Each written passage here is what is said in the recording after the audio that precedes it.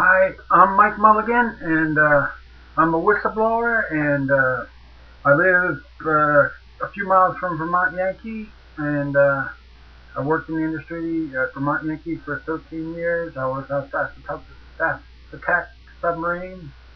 Um, and so today we're going to not discuss nuclear plants.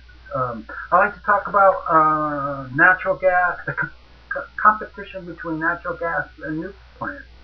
Uh, would be my preference. Would I go for nuclear plants or natural gas plants? And with the basically with the available evidence, it's too complex. We have too little information, and it's too complex an issue for you to make a rational decision on which is best. Either one is not clear cut, and both of them have their limitations and stuff. And so, recently there's a lot of activity in Florida with the Levy plant, nuclear plant, and its association with natural gas. My general feeling on nuclear power is, there's been ideology driving nuclear power. It's taken over nuclear power. It's a right-wing, shrill ideology, dominance and submission type of deal, that basically is taken over, and that's wrecked the industry. I think that's basically the format of the last 30 years, as it got deeper and deeper into this extreme republicanism and that type of thing. It led to, it's a failed ideology as far as I'm concerned. It's led to the tenets of the ideology don't work in nuclear power, and it takes corruption essentially and mistruths and to keep the damn thing spinning and stuff like that. So that's my basic beef with nuclear power is that it's submissive, and intimidation and dominance and all that sort of stuff wrapped up in this thing, and it's not better ideas and stuff like that. And the results are that the industry's been stagnant for the last 30 years, and I see very little hope on the nuke plants being built because it's basically the same rendition of what's in the past. And even the design of the plants today are a rendition of republicanism. It's a Republican nuclear plant there, and what their tenets are as far as we make it as cheap as possible, and we sell the electricity as expensive as possible, and we really don't care if we really serve the public. But anyway, so that's my basic nuclear power. Natural, It's essentially the same thing. I mean, the whole energy sector is extremely Republicanism. Even the Greens, you listen to them carefully, they might talk about liberalism, but when you get behind the mechanisms of how they work and stuff like that, they have the same extremism as far as businesses and they abuse their employees the same way as the coal people and the natural gas people and everything, and at least I mean that's the way I think about it, and I think about it. What would the nation look like if we had like natural gas Republican extremism people fighting the nuclear people? What would it look like if these kind of competitive, not cooperative, but competitive in nature, and their hatred for government and their hatred for standards and all that sort of stuff? What would it look like if these huge organizations were competitive with each other, and no regulation and little government? That's what we see when we really get down to it and stuff. And so,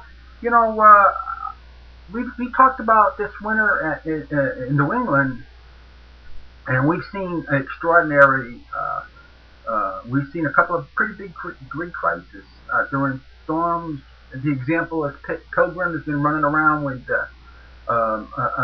being unreliable and shutting down numerous times over one component design, SRV valves and down powers and galore and all that sort of stuff. And they've had very erratic plant operations the last 18 months, the last outage, and that type of stuff.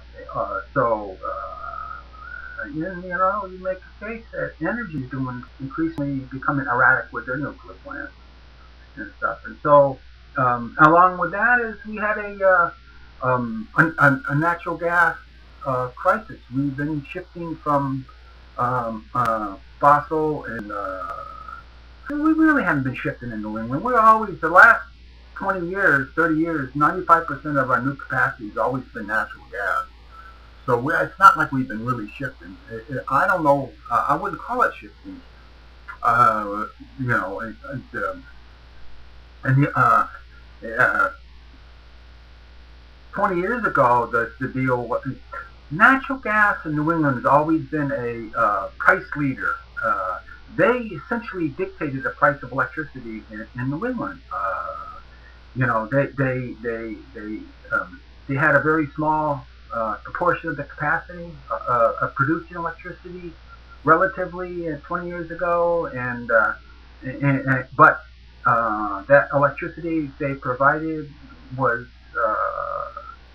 a lot of it was used during the grid crisis and peaker plants and really expensive peaker plants, up there $100 a megawatt hour or $250 a megawatt hour and stuff. And so a marginal source of power for the electric system really dictated the price of electricity in New England and stuff over the last 20 years.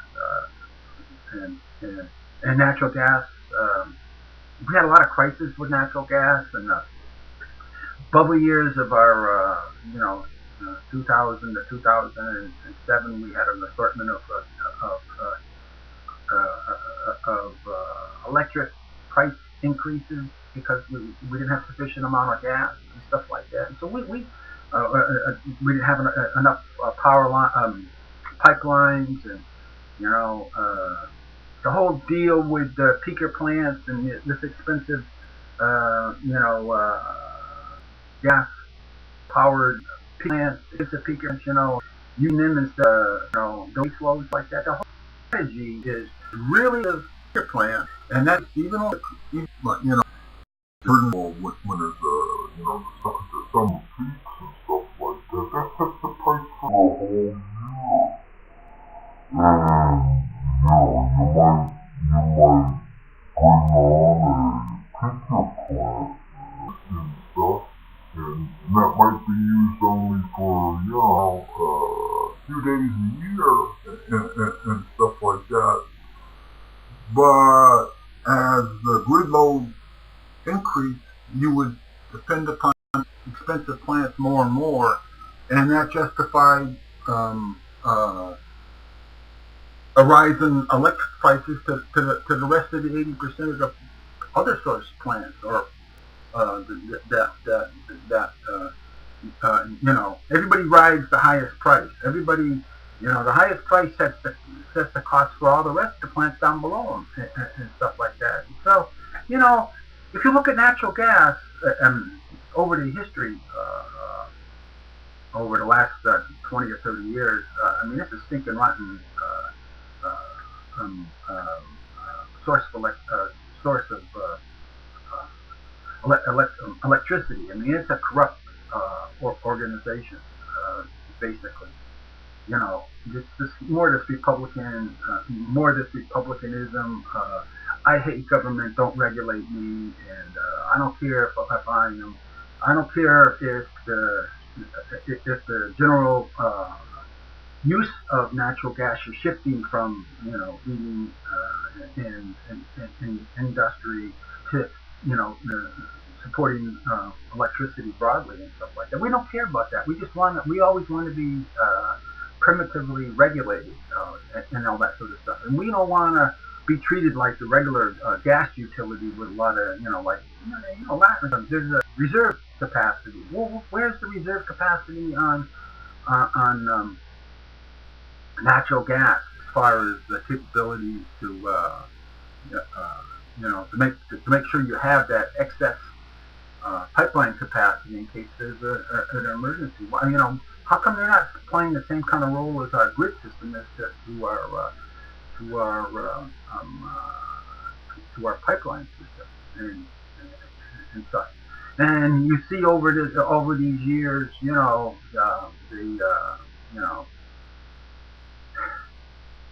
regulation has been slim to none with pipeline and all that sort of stuff. They talked about in the New England crisis not being able to get the natural gas pipeline authorities weren't open during the weekends and off hours and stuff like that. And plants needed natural gas, and there's no storage. There's no storage area, so they have to grab it off the pipeline and stuff. And the pipelines are,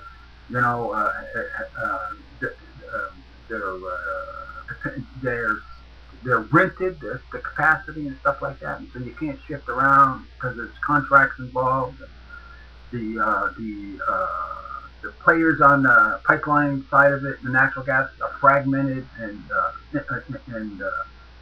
isolated and all that sort of stuff. And so you say, well, how can a society depend increasingly on natural gas and the amount of regulations that increase to support our society and stuff like that?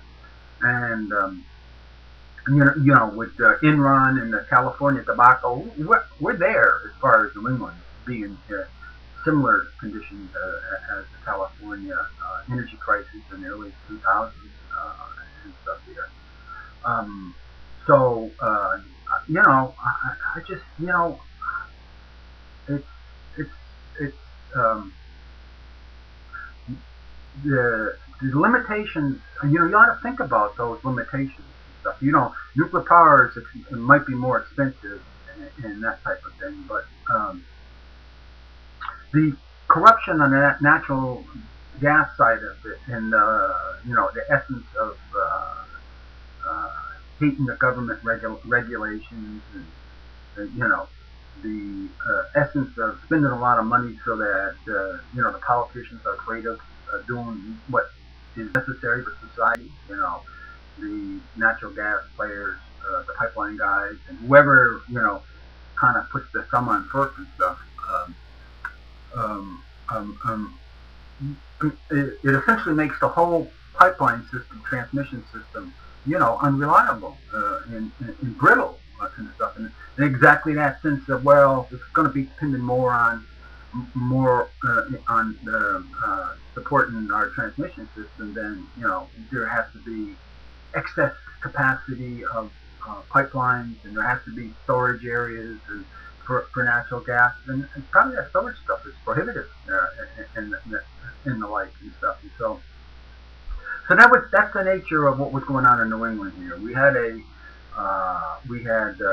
according to, what's this guy's name, Gordon Van Wheelie, President CEO of New England, ISO New England,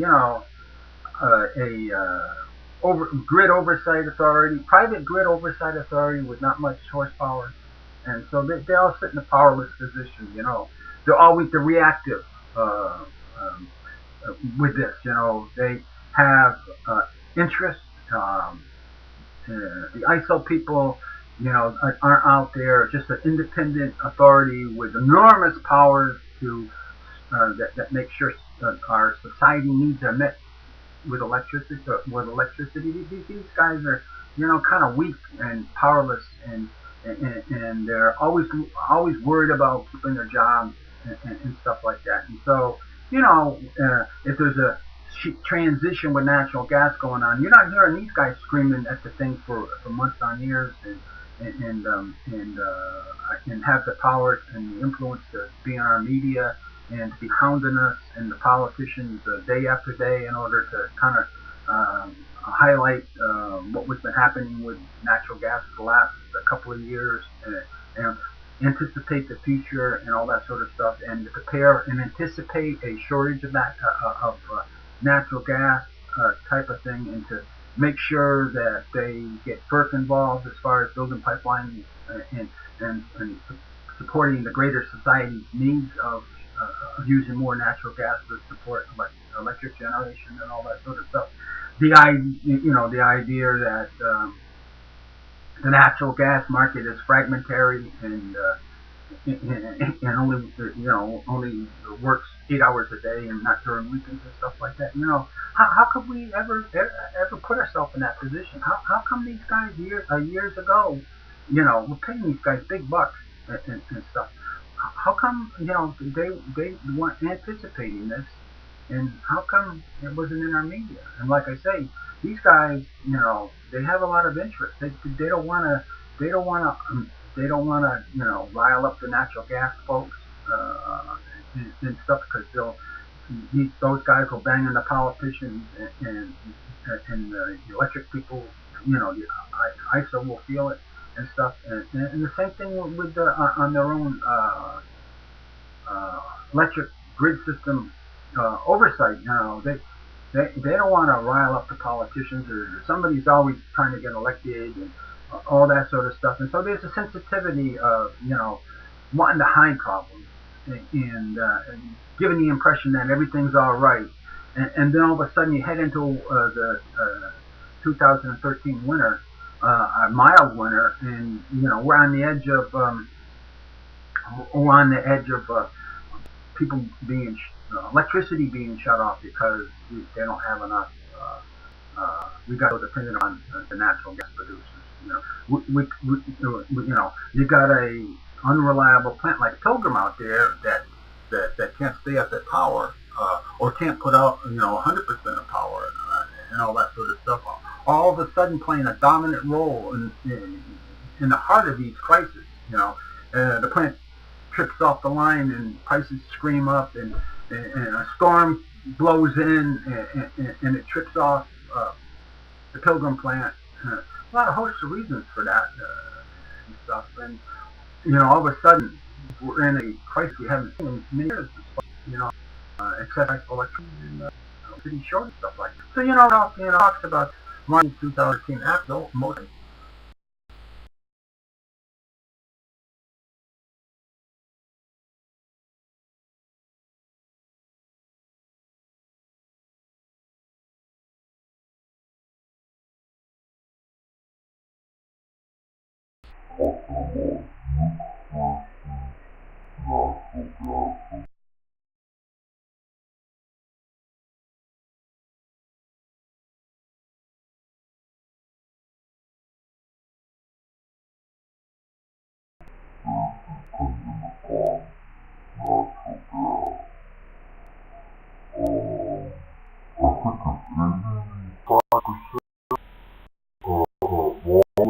Natural gas produced in Florida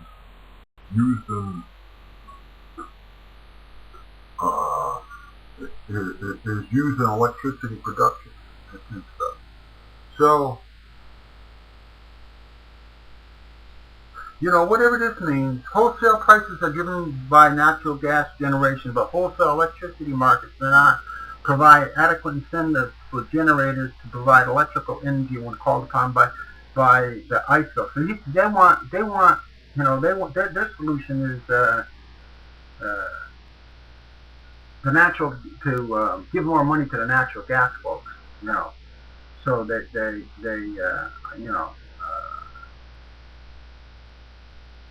whole idea of that is, the solution to everything is to figure out how to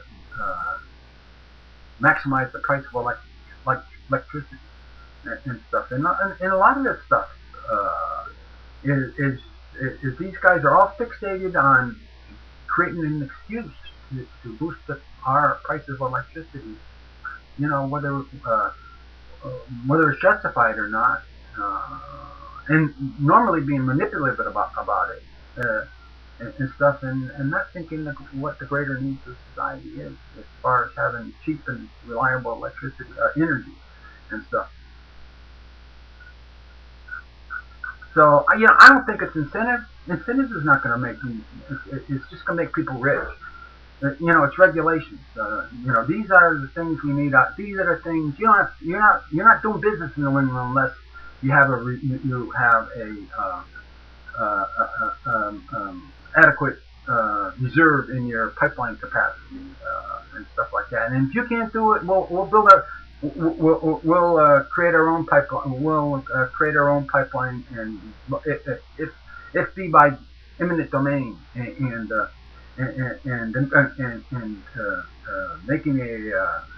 and calling a emergency and starting to dig pipelines immediately, type of thing, instead of waiting around where you got these players, sabotaging each other and stuff. And it's not just the electric and the nukes sabotaging each other; it's the pipeline guys sabotaging each other. Everybody's sabotaging their new pipelines or adding capacity, or in the state houses and stuff like that. And and everybody's saying, well, yeah, I'm trying to build pipelines, but we can't.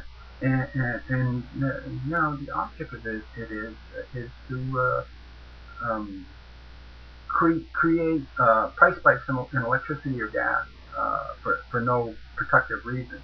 And and that price, if it's increased, they're not adding.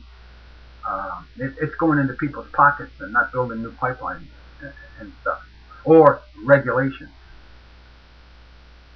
And the region's reliance on generation with just-in-time interruptible fuel delivery arrangements has created operational challenges that are escalating rapidly. See, guys with PhD and have watched over the electric industry for years and stuff. Well, why has the players, the gas people, electricity people, they just got their fingers on our government, and let us go behind the scenes, as extremist Republicans, and we'll do a little handshakes and conspiracy gains, and we'll inflate the price of energy as we want and stuff like that, and we'll use that excess money to destroy government and stuff like that. And the idea that the whole thing will be run by self-interest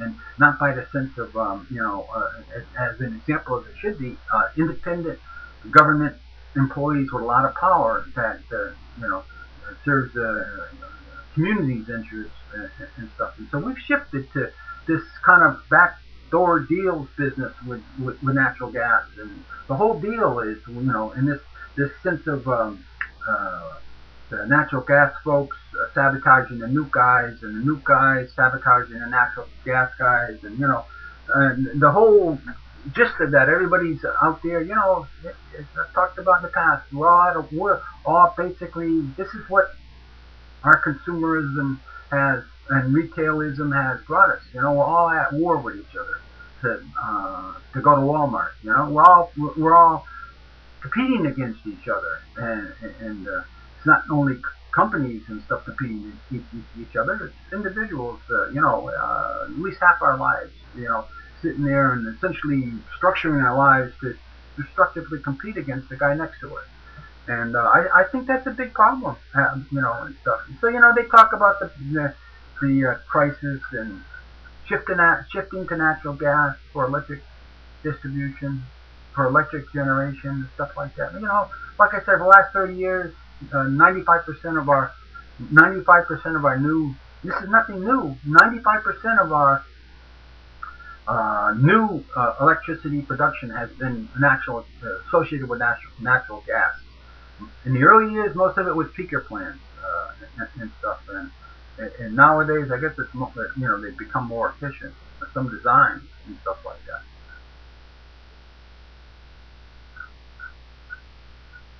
And this, again, this New England has a significant reliance on just-in-time fuel delivery. Well, is it New England? Is it just New England? Is it? Certainly it is Florida. They're all like that, and that essence of uh, um, just imagine if they did that with electricity, how that would play out. Just in time. We just made it'd be heaven on earth if they made our transmission system just big enough to demand have just in time distribution of electricity and the resultant shortages when a plant goes out or whatever. I mean, we're still almost there, but it's not as bad. The electric transmission system is not as bad as the pipeline system.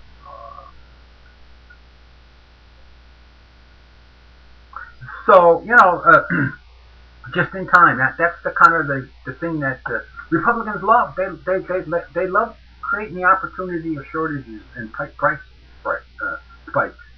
I mean that's where Republicans are always trying to operate at the least cost, the most profit type of environment.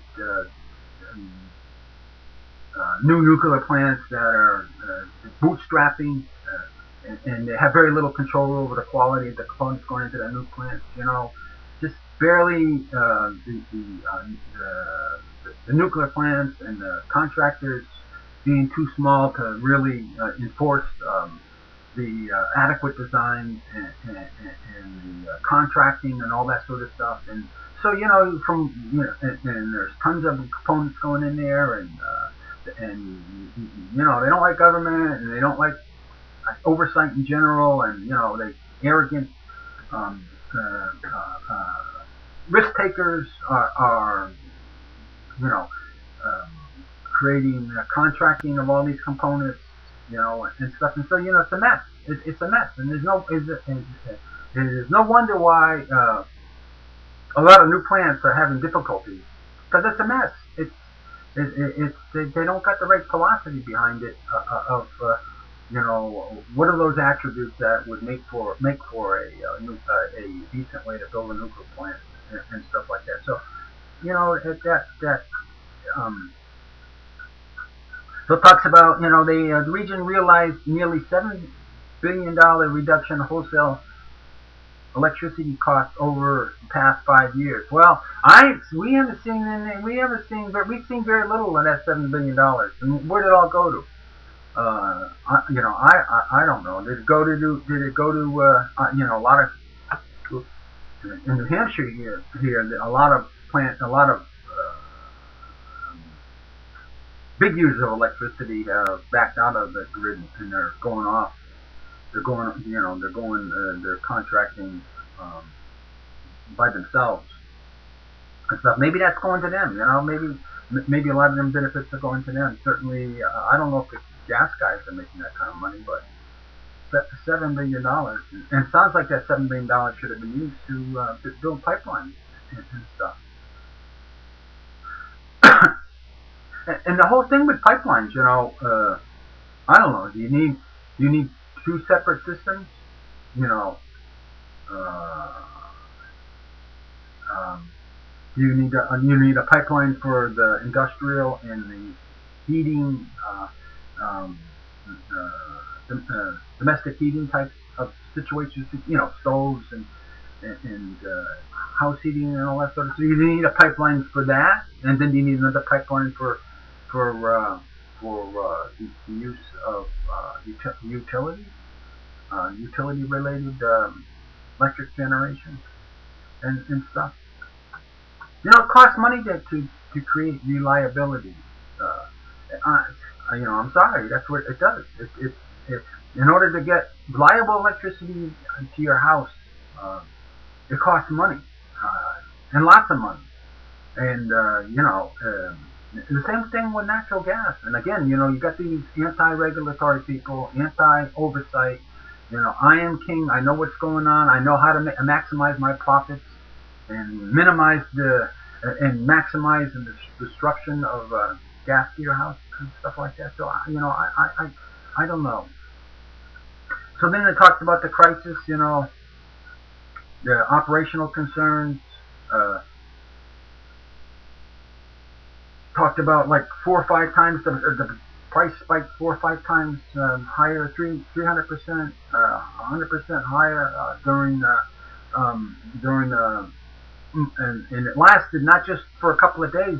It lasted 100%, twice as expensive, 3 times as expensive, 4 or 5 times as expensive during the heart of the crisis, for months on end, for 2 months. So and this isn't going to end without building pipelines, and we're talking decades out. And this intensification of so-called shifting into more natural gas is ongoing and stuff like that. So this thing is, we're not going to see a winter like last year again. It's only going to get worse. At one point during the storm, more than 600 megawatts of generation was unavailable due to uncertain fuel supplies and storm-related outages. So then it goes on to talk about it. Like I said, as far as the ISO and as far as our politicians helping us out, they suck. They haven't created an environment where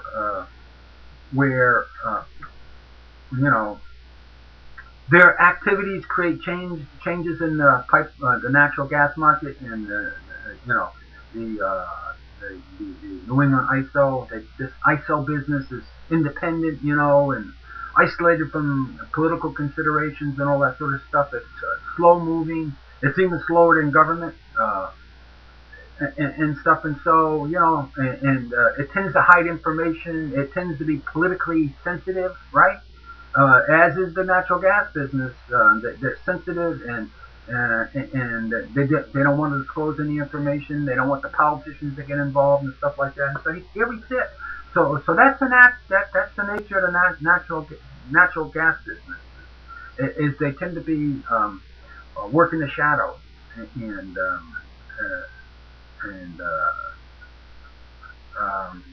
right-wing related, that type of thing. And you ought to worry about that kind of thing. You ought to think about that on when you got the nuclear industry and you got natural industry. It's not clear. It's not clear.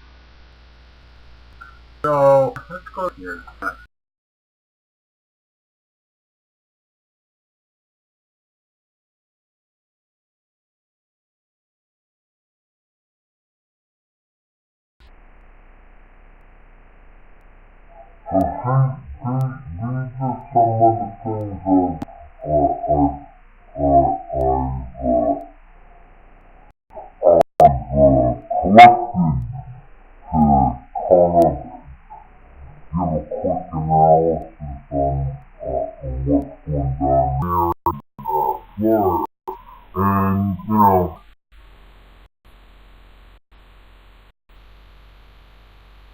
And they talk about, first of all, in 1911, well, in 2011, in August 2011, like I have an article, the EIA, and it talks about the daily pipeline capacity, and you see it on the graph for a year's time, and you see the peaks when they come, and you see how close it's getting up to its maximum pipeline capacity. And there's only two pipelines going to Florida, and they're a lot more isolated condition than New England is in and stuff. And so. And you see with some expansion and increase the pipeline could be some. Then you see prices continue. The capacity of these pipes continued up and stuff. So limited.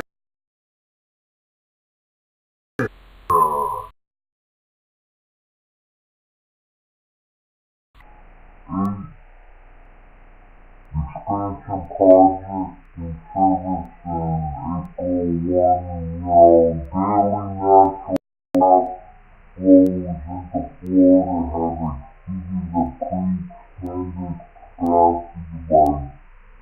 by 50% by nearly 50% of the time. Daily scheduled natural gas flows from June through August 29th were 5% higher than the same period in 2010, despite temperatures in Florida that were cooler than last summer. 3% cooler than. It sounds like no, this year, had all issues, electricity shortages, and things. It was mild.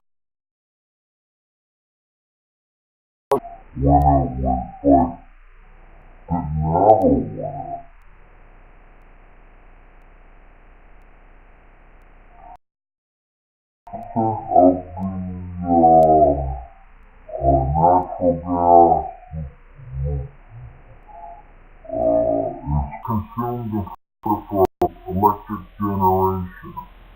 And 10 hours in 2010, you see that jump? 85% of natural gas consumed in Florida is for electric generation. In 2010, 55% of, in 1 year's time, it was 55% of the state's total electricity was generated by natural gas. So, and then Florida Power Light, they're talking about, they got some bigger plants down, big, and, they want natural gas capacity too. And so, they talk about, I believe it's 60%, 60%, or 62% of,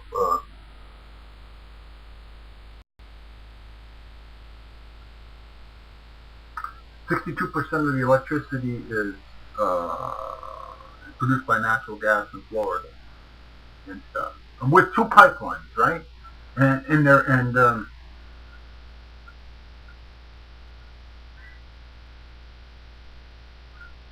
there's an interesting one to continue talking about the gas lines. And the move follows the Florida Public Service Commission 2009 rejection of previous FPL pipeline plan. The panel found that FPL did not provide its proposal to build the pipeline capacity itself was the cheapest way to go in order FPL to rebuild that project, rebid the project and stuff. And so, they're using ratepayers' money, and Florida Power and Light's going to own the pipeline, right? They're using ratepayers' money, and it's going to be owned by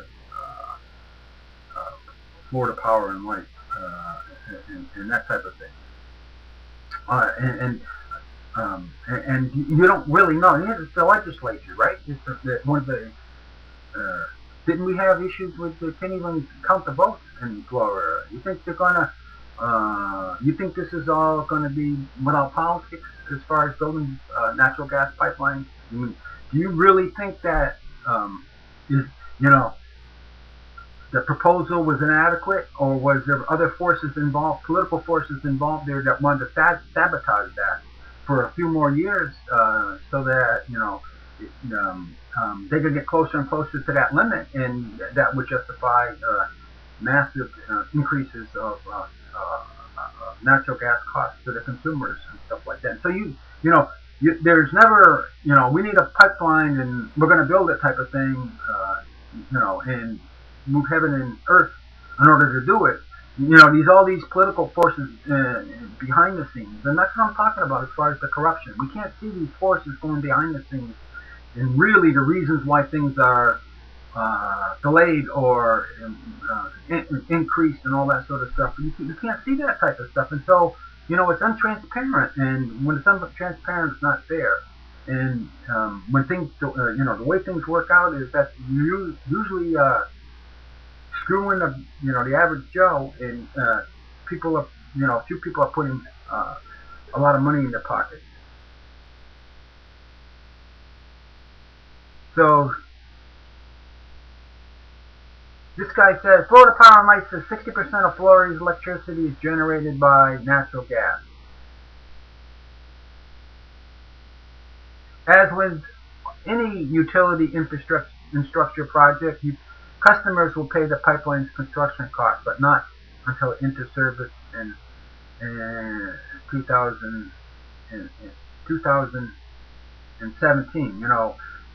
Customers will pay the project, will pay for FPL to build it, but the customers won't own it, right?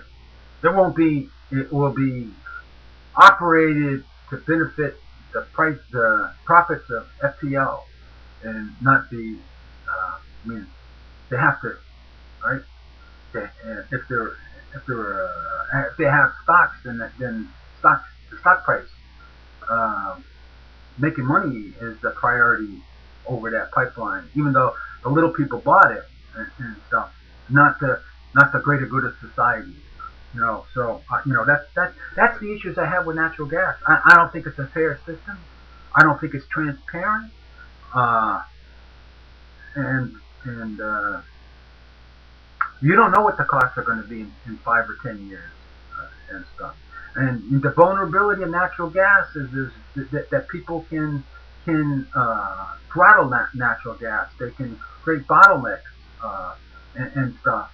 And there's no sense of, okay, we got a lot of natural gas that's in the ground that's available, but will it be free flowing to the higher populations that need it? No, it has to go through a series of restricted pipelines, and most of that operation is untransparent, and it is lacking in oversight, in governmental oversight, and power to enforce the good of society and stuff. And so that's the problem, and so that kind of thing kind of offsets the disadvantages of nuclear power.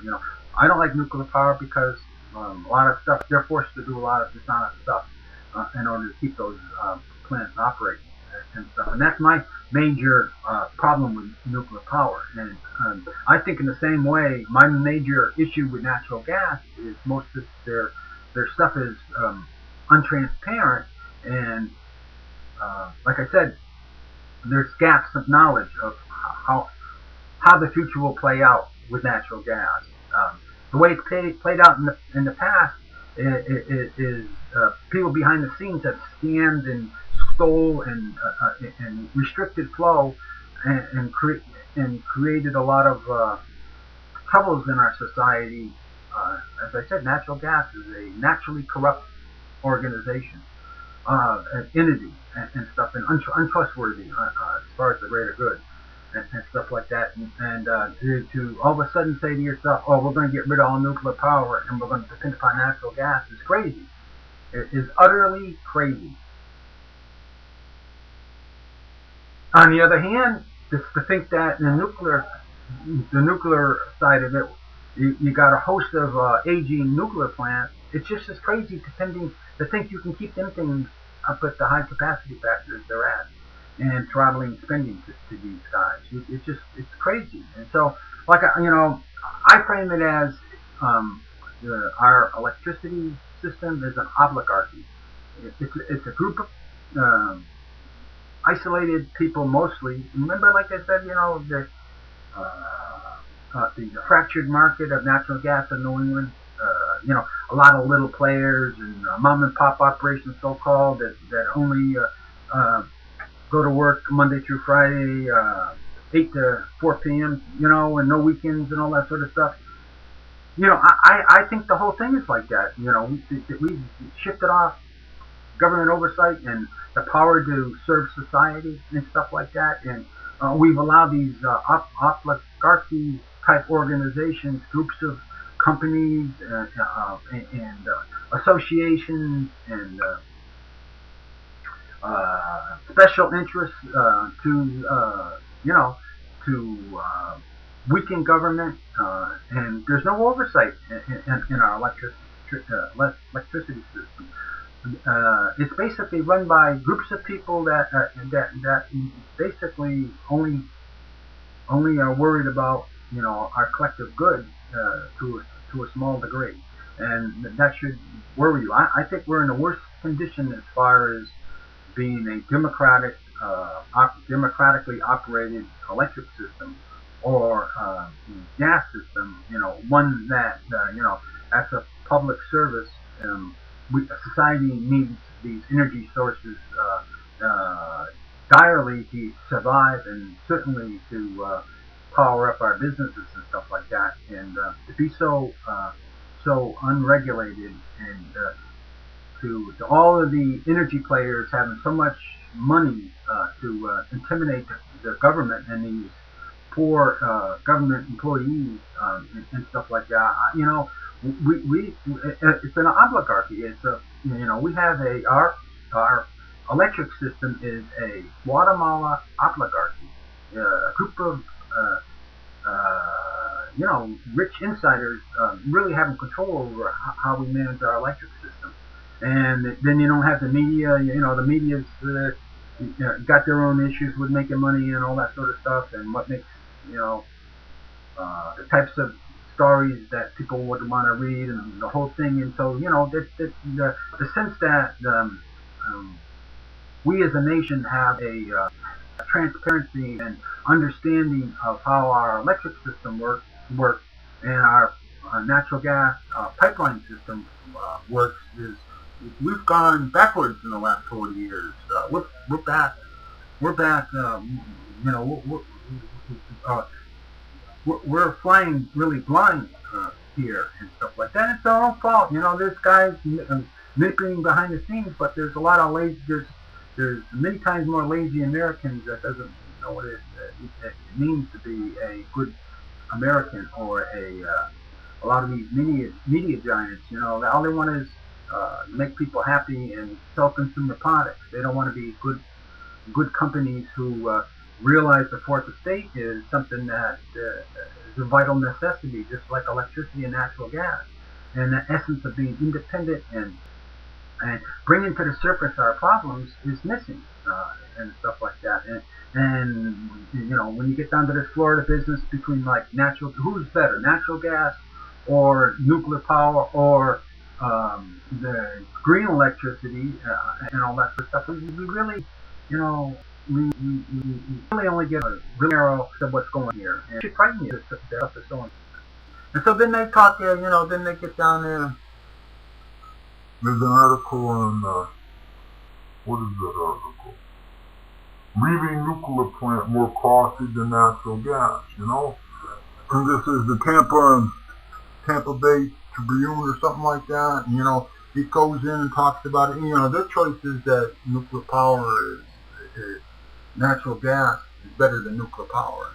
And, I can see a lot of stuff you must get told in natural gas that make me make one judgment that natural gas is better. I can make a lot of, I can justify, or I can see a lot of holes that would make nuclear power the better choice, and stuff.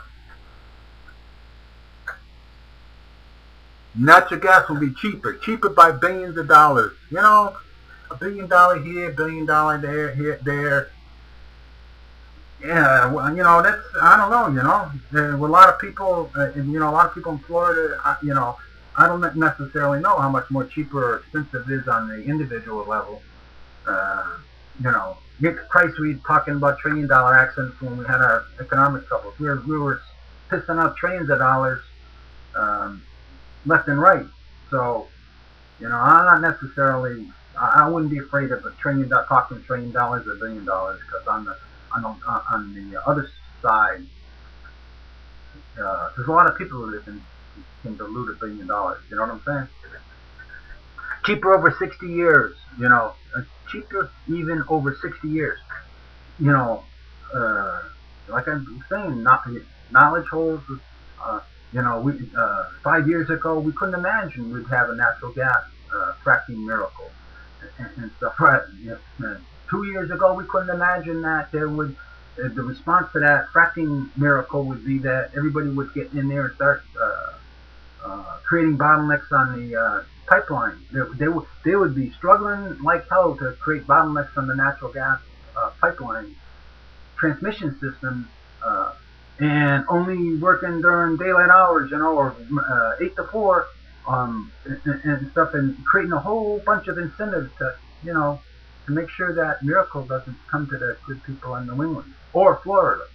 and stuff like that. So I'm just saying, uh, um, with the way the natural gas industry and the transmission system is so softly regulated and overseen by the government, and there's so little codes as far as if we're transitioning into a overly dependent um, situation with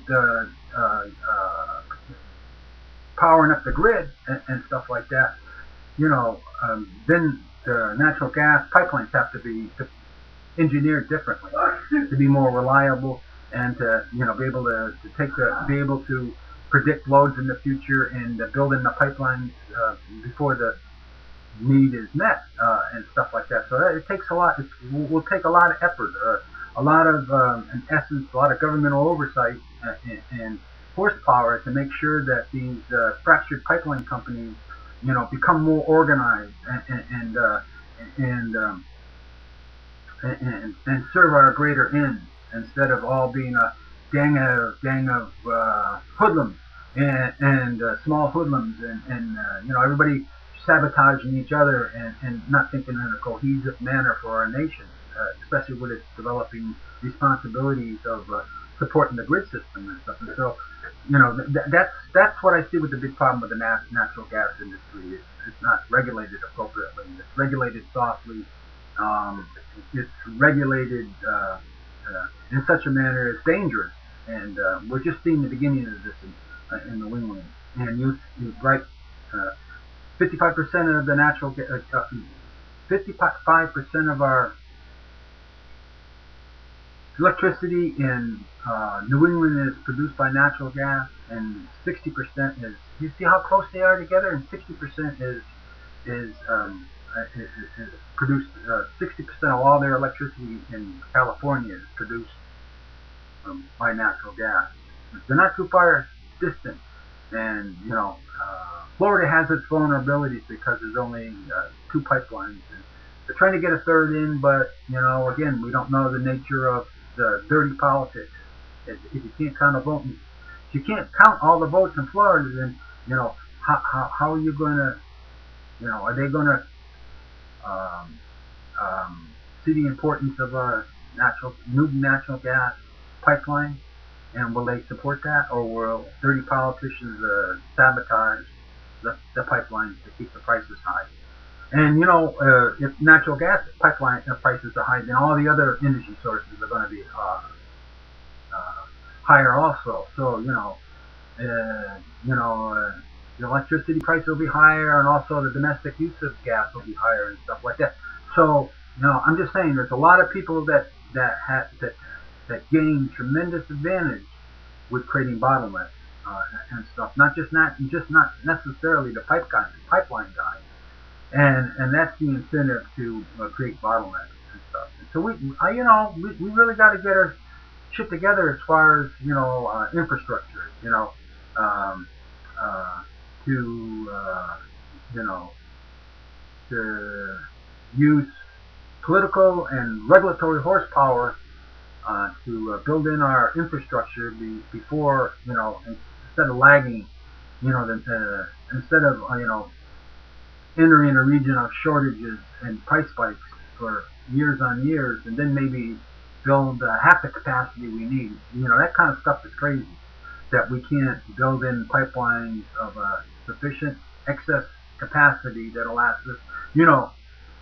Like the New England guys were talking about, that there's not sufficient incentives to think more than a few years in front of you and stuff.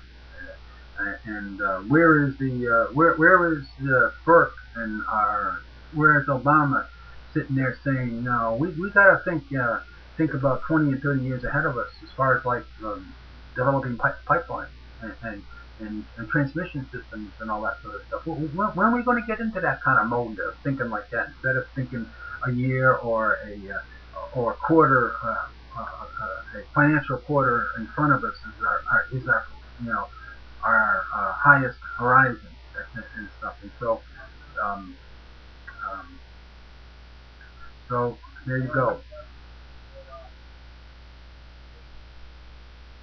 Duke Energy would pocket as much as 10 times the profit from the Levy project as it would from a natural gas facility.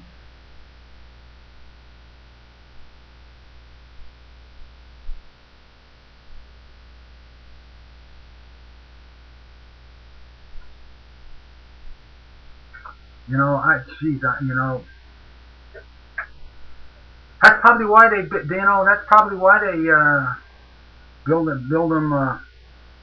them with all that crappy stuff, so that that by the time they get it on, the time they build it, the damn thing is 3 times more expensive than normal, and that's the way they, that's what they consider a success, a stockholder success,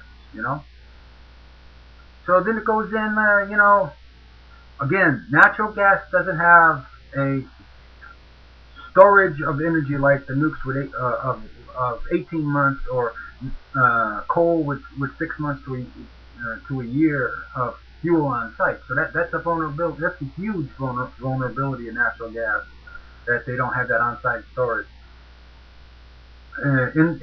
Immature natural gas transmission system isn't regulated sufficiently to support electric generation. Natural gas industry has a history with being easily corrupted for decades.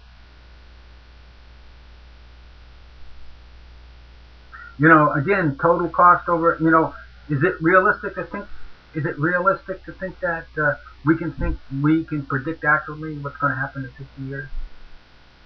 Is it really realistically now we can think of what's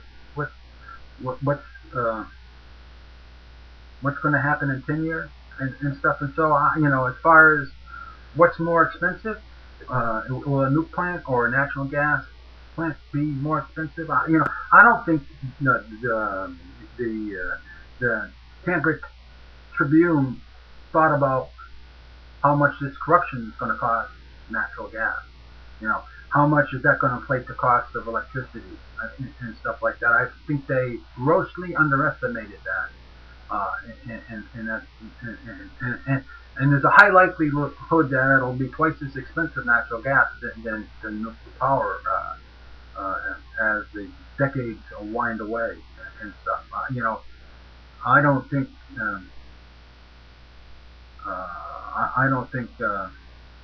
just natural gas guys just ain't trustworthy. Another thing, the workforce. It talks about the nuclear power is more complicated, more specialized, and consequences of something going wrong are more dire. They have backups to the backups. The nuke plants would hire 600 highly educated workers versus 50 people for the same capacity of natural gas, and they're not paid nearly as well and stuff. And so that's the world in front of us if we all depend upon this natural gas business, right? A few people are going to make a lot of money.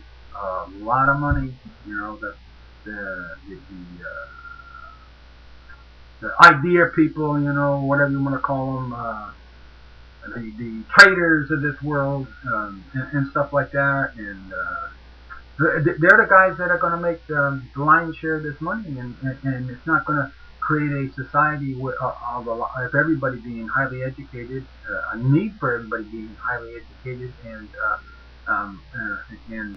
making a lot of money and supporting our economy and stuff like that. So is that right there? Is that something to worry about? Natural gas only employing 50 low earners and stuff like that. Probably 1 or 2 that are making a killing on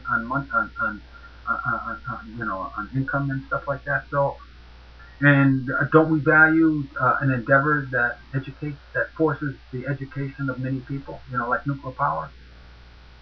It takes a lot of experience, and nuclear engineers and electrical engineers and mechanical engineers and the host of other types of highly educated people and stuff like that to run a bureaucracy and stuff like that. Isn't that a work? Isn't that valued in society and stuff? I think that world of natural gas with hiring so few poorly paid people is the problem. That world where a few make zillions of dollars and the workers who control enormous amount of energy in their hands make only a little bit of money. Doesn't that bother people?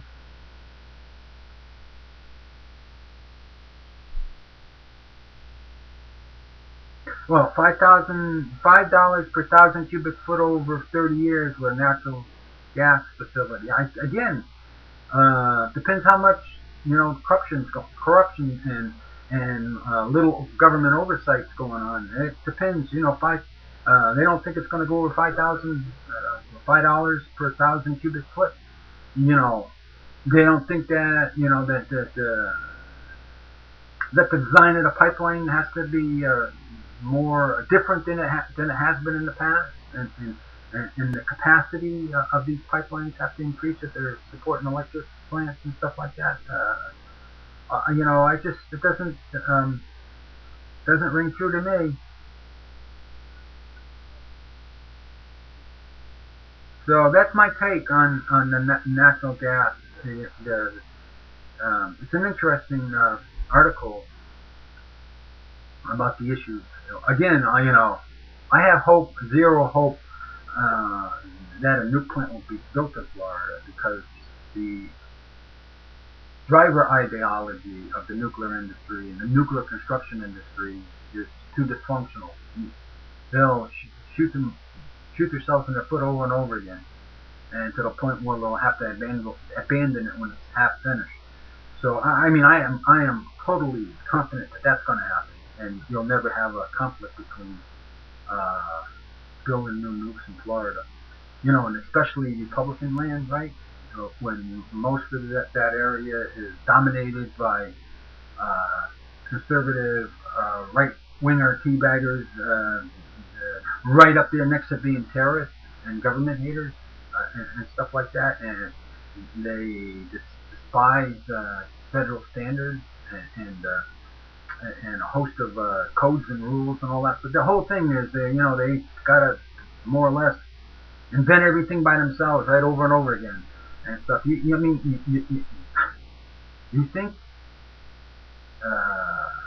that southern environment is the best place to build a new nuclear plant when they all hate government so much?